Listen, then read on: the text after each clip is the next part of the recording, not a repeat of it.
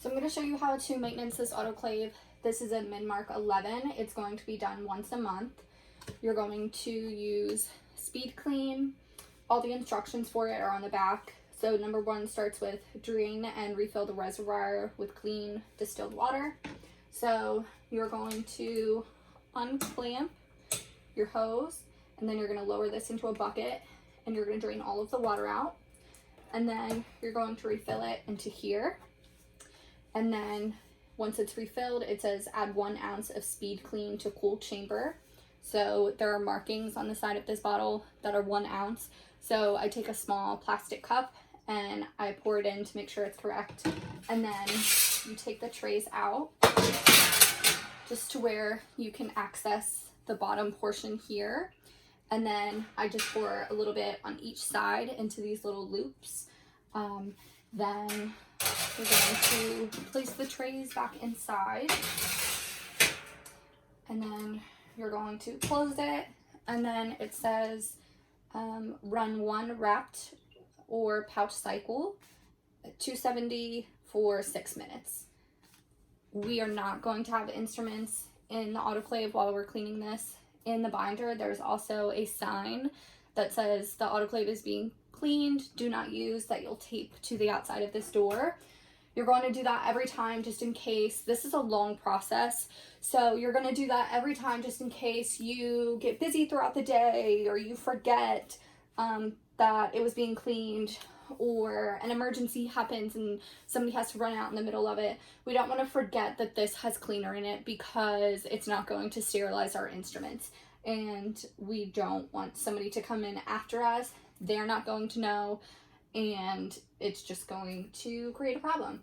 So no matter what, you always hang that sign on the front of the door.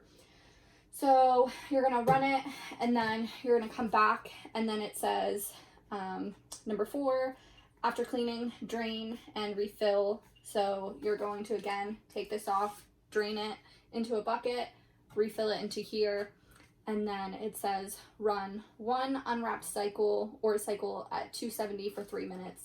So some of these, like the 270 at 3 minutes is the unwrapped cycle. So this says unwrapped cycle or 270 for 3 minutes. But I think the first one, the 270 for 6 minutes, that's actually the handpiece cycle.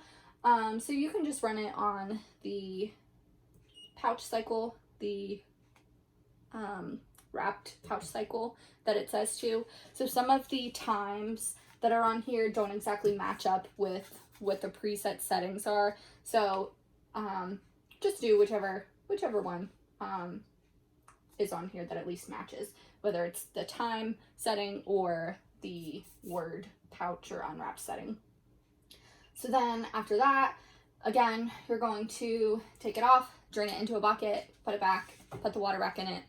And then now that's the end of refilling it. But number 5 says drain the reservoir, allow it to cool. So we've drained it, we filled it, it's cooling, because you're gonna need to touch these trays and they're going to be hot. So once it's cooled down, you'll take your blue cloth. I dumped some distilled water on it so that it's all clean water. And then you're going to take the take the trays out, sorry, not pouches. And then you're going to wipe down all of the surfaces. The main parts to focus on are going to be these tray edges here. So you really want to rub back and forth. So even just without cleaning it, you can see there's a little bit of black mark on there. So just where these trays slide back and forth, that's where you get a lot of buildup.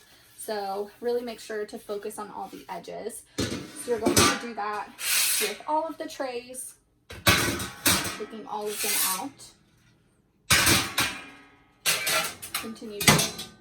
Continue to wipe all of them down. And then you're going to have to pull out this inside tray rack. So you kind of have to wiggle it loose. And then you're going to pull this out. And then you're going to also wipe down these pieces. So front, bottom, you have to be careful, make sure it's cool. This piece is going to be really hot because this sits directly over top of those heating coils. So it will be hot. And then same thing, the trays, they slide in and out on top of here. So you really want to make sure you wipe that part down where the metal is grinding against each other.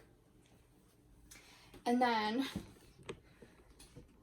you're going to wipe out the inside of here on all the sides.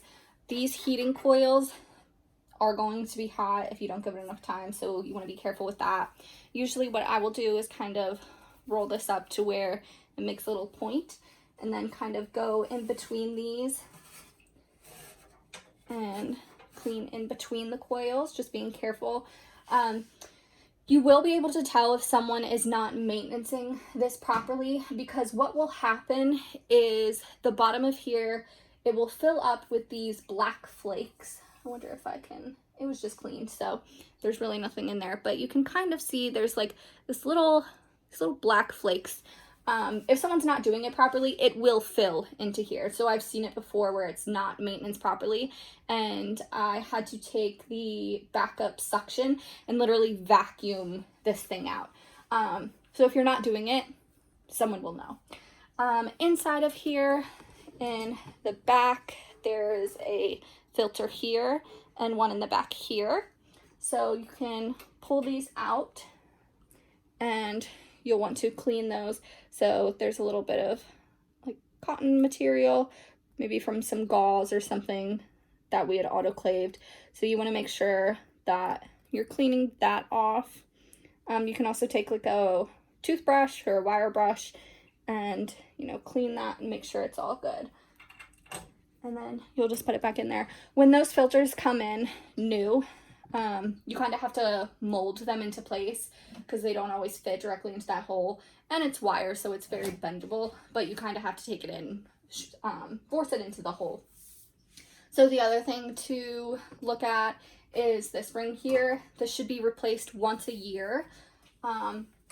It will just come out, and it's 2 pieces, and then it has these back pieces here that fit into the notches on the door. So we'll put your ring in.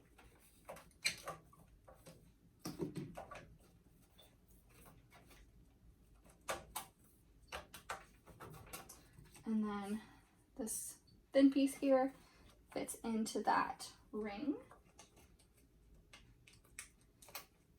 And then push it onto the holes that are there. So now that's in place. If this is going bad, you'll start to notice there's a lot of water accumulating here. You're always going to have some, just because when the door opens and it vents, all that steam will collect down here. But if you're getting a lot of water, then this can usually be why, especially if it hasn't been replaced within the year. So make sure you are doing that.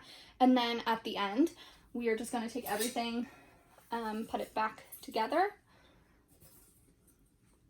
So on this piece here, there are these little holes here and here.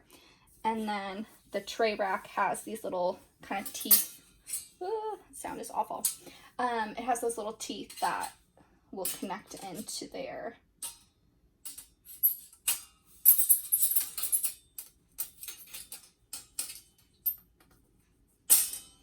Snap that is back, and then you slide it in. As you slide it in, it always kind of comes undone, so you kind of have to make sure you're pushing it back together.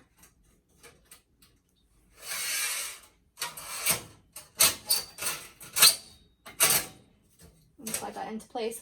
The flat portion is going to go in the front. The back that has that swoop is going to go into the back.